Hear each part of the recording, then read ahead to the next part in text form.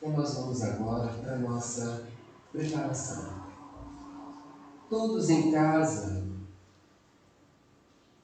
mentalizando a figura meiga do nosso Mestre Jesus. Senhor, estamos diante de Ti, ajoelhando-nos em espírito, para que possa o Senhor nos envolver com o seu carinho, com o seu amor. Envolve, Mestre,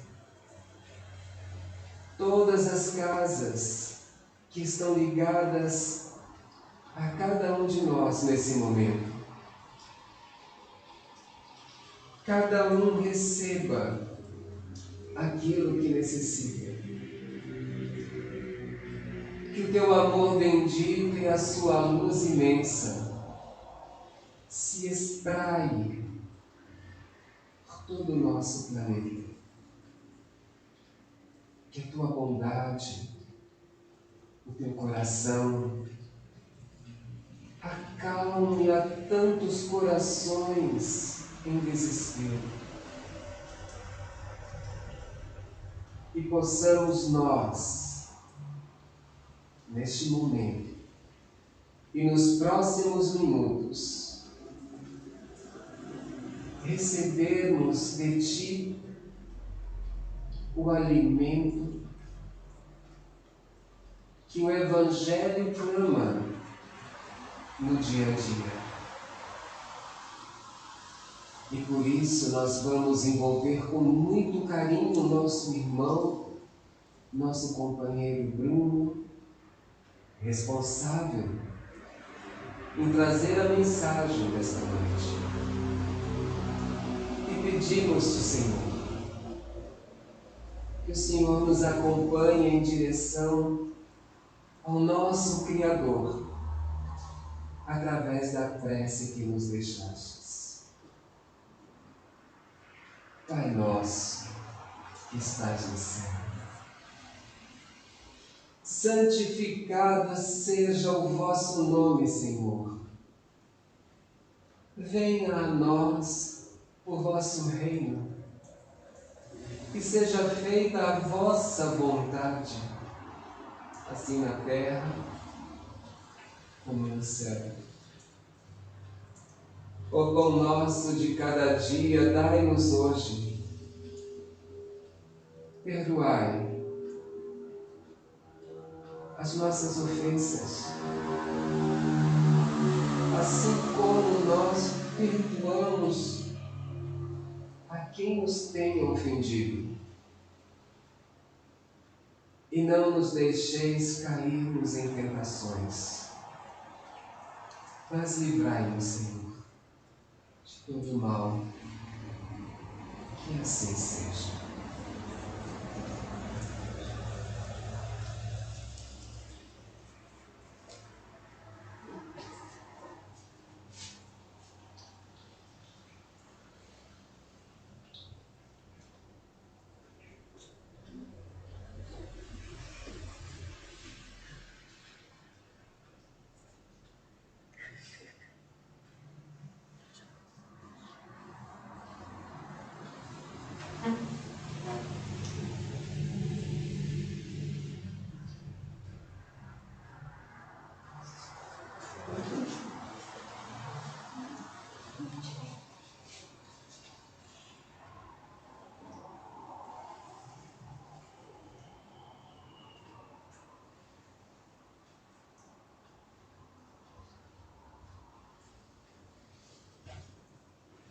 Só tivemos um probleminha técnico, já resolvemos.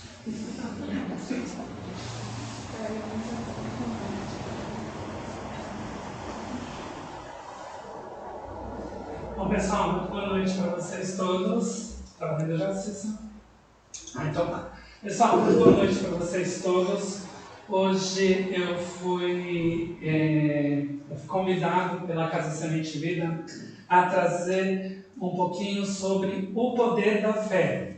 Ele está no capítulo 19, a fé transporta montanhas.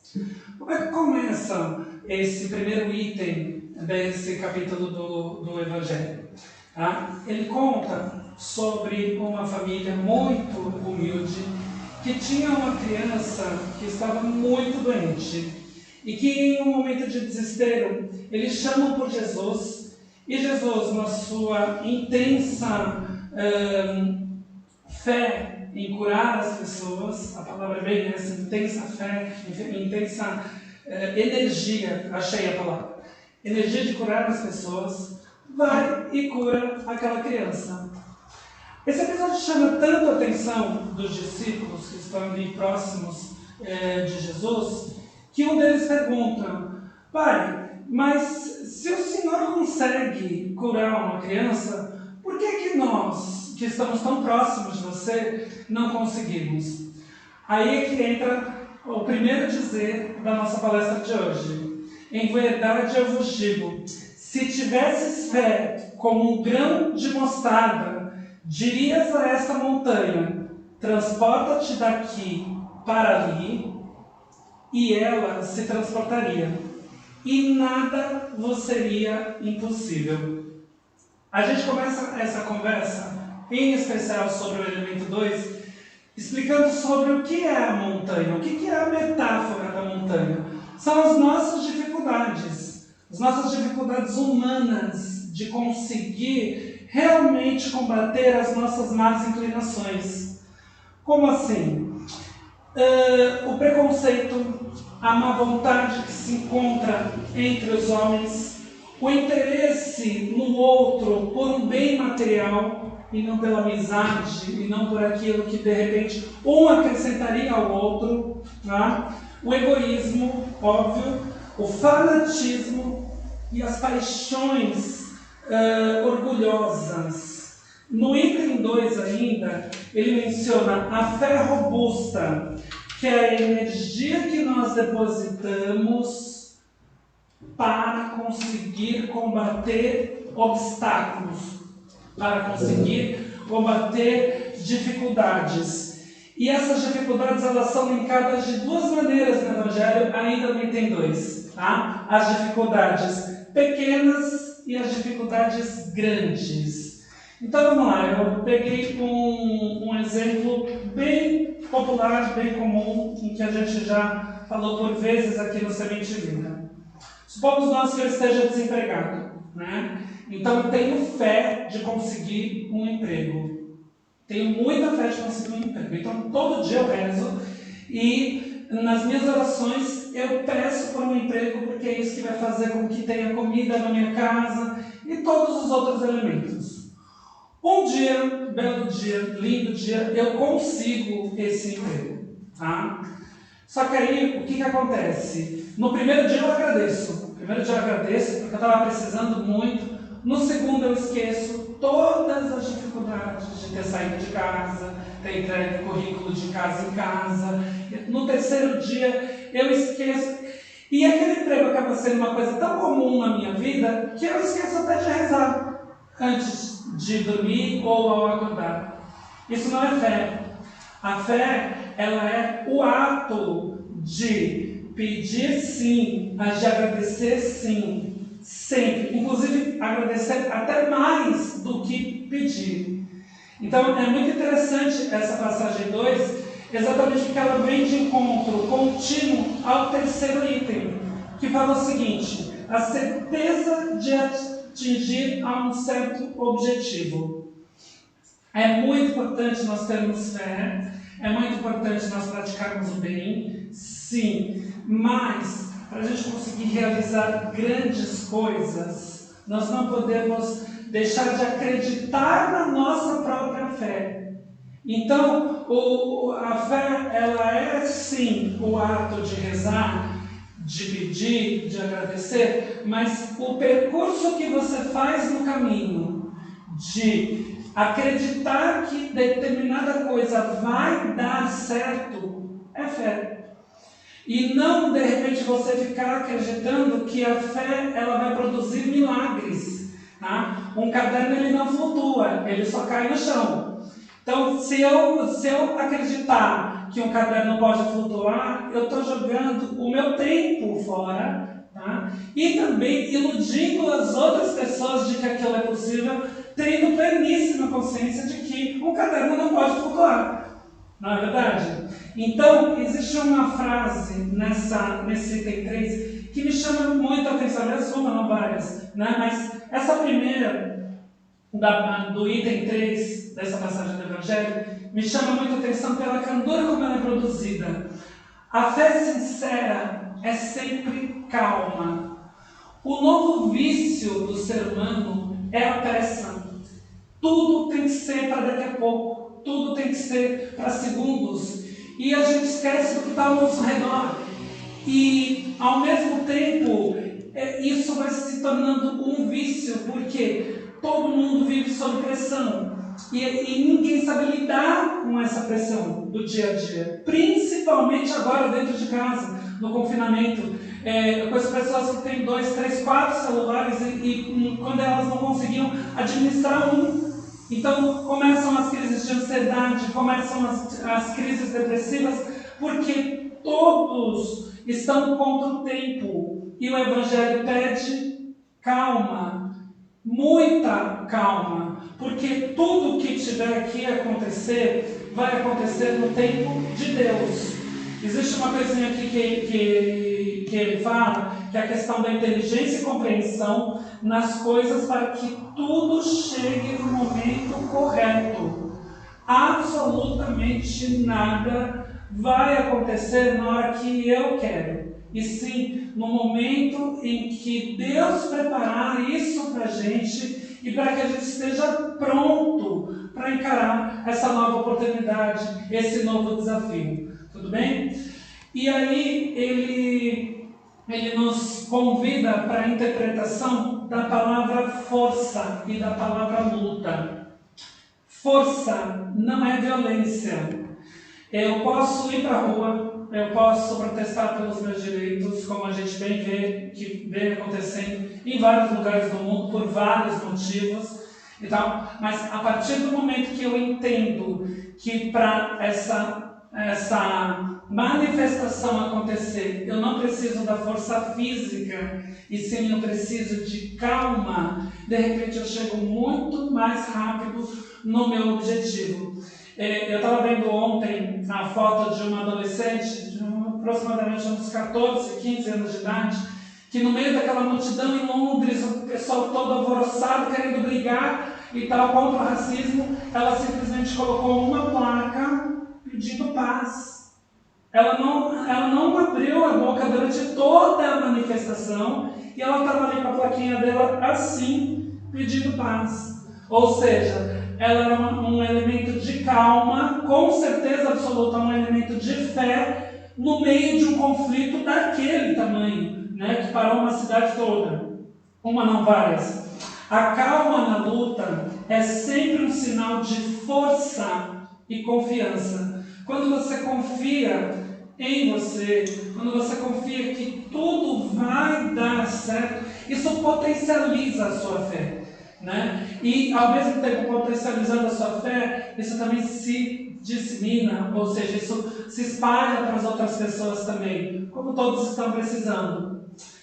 No quarto item, penúltimo item do capítulo 19 do Evangelho, ele fala o seguinte: a verdadeira fé se alia à humildade.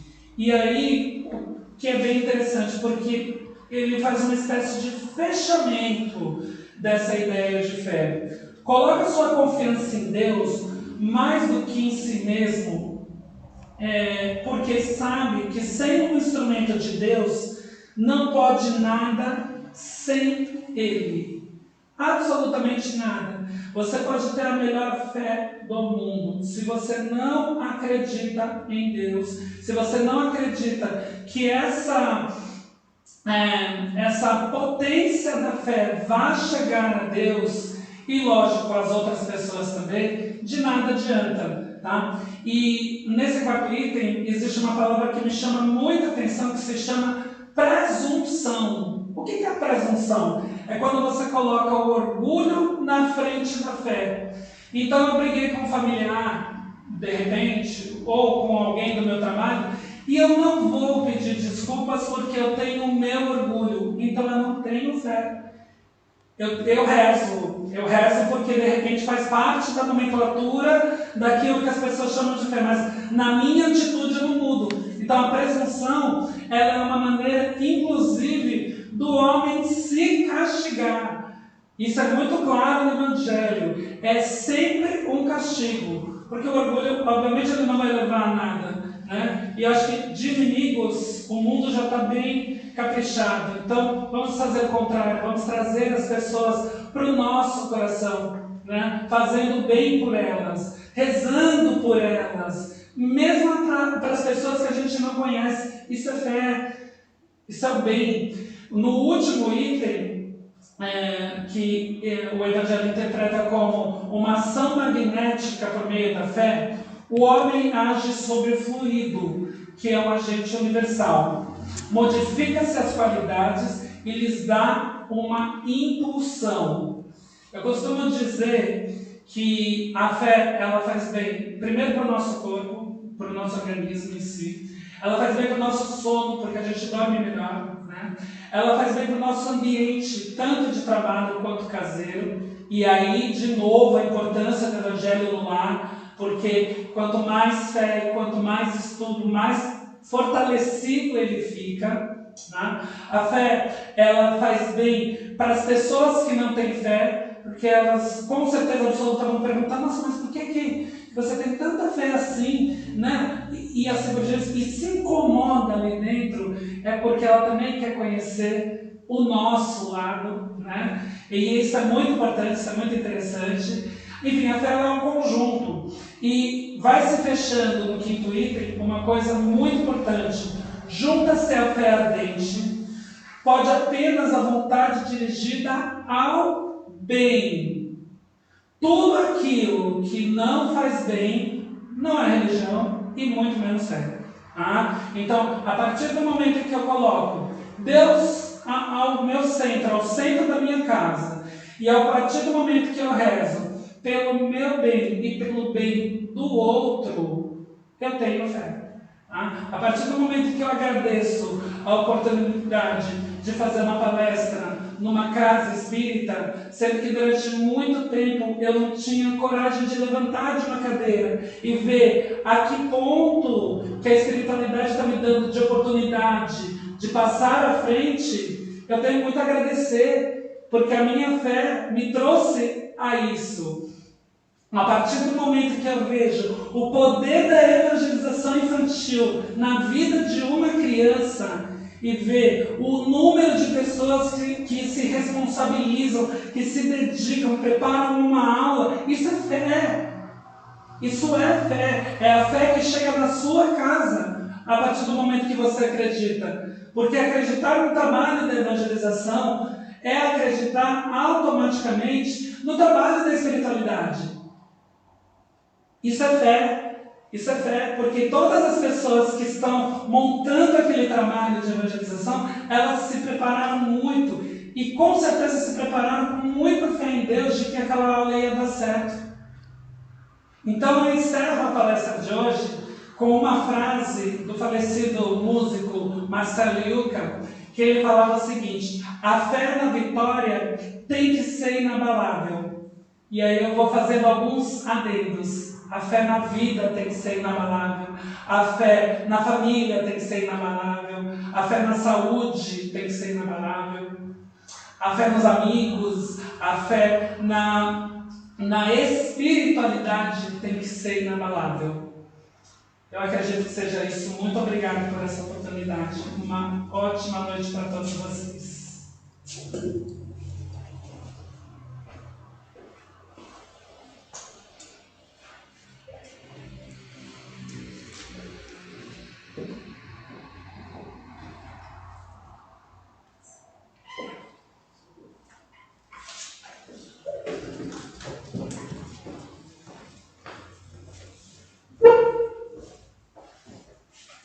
Boa noite, amigos. Boa noite, amigos. que nesse momento nós possamos agradecer infinitamente a Deus a oportunidade de aprender sobre a fé e de trabalhar no nosso coração, nos momentos bons e nos momentos não tão bons, essa fé, que não estamos desamparados. E assim, com esse carinho da espiritualidade, nós vamos nos envolvendo e agradecendo a Deus para recebermos nosso passe coletivo. Vamos sentindo chuvas de bênçãos caindo sobre nós, sobre o nosso lar, harmonizando o nosso coração, os nossos órgãos, todo o nosso corpo físico sendo harmonizado, o nosso espírito recebendo essa bênção. Respiremos profundamente, sintamos o ar entrar no nosso corpo, harmonizando os nossos órgãos e a nossa mente, para que possamos sentir todo o carinho da espiritualidade que envolve os nossos lares, os nossos familiares, os nossos entes queridos encarnados e aqueles que já se foram para a pátria espiritual. Vamos sentindo uma limpeza fluídica no nosso ambiente, uma harmonização e uma vibração amorosa a todos os cantinhos do nosso lar. Vibremos pela paz no coração dos homens. Vibremos para que tenhamos fé na felicidade, na certeza de que tudo vai passar, que tudo é produtivo, tudo é evolutivo. O Pai sabe exatamente o que precisamos. Confiemos. Graças a Deus. Até a próxima semana, se Deus assim permitir. Graças.